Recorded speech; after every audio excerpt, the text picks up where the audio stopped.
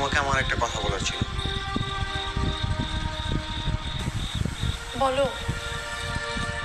চাকুরি থেকে ফিরে তোমাকে এত বিমর্ষ দেখবো সেটা আমি কখনো ভাবিনি নীরু।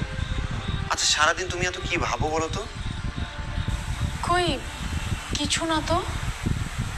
কিছু না তো? তোমার শরীর দিন দিন কি হচ্ছে তা দেখেছো? এ তোমার চোখের ভুল। চোখ না হয় ভুল করছে, কিন্তু আমি কানে যা শুনছি তা তো মিথ্যা নয়। সবই আমার কপাল।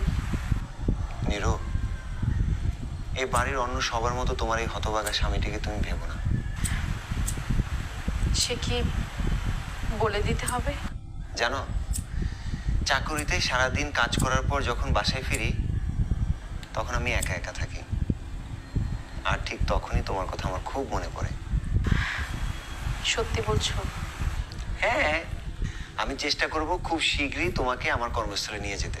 সেখানে তুমি অনেক সুখে থাকবে। এত সুখ কি আমার কপালে হবে? ছি নীরু, অমন করে বলছো কেন? তুমি দেখো, দেখতে দেখতে ঠিক সময় চলে যাবে। তাই যেন হয় গো। শোনো, এবার কিন্তু আমি বেশি দিন থাকতে পারবো না। মাত্র 2 দিনের ছুটি নিয়ে এসেছি, শুধুমাত্র তোমাকে দেখার জন্য। তুমি মনে রেখেছো, এতেই আমি খুশি। নীরু, এভাবে কথা বললে কিন্তু আমি রাগ করব। যখন বললে তাহলে আর বলবো না।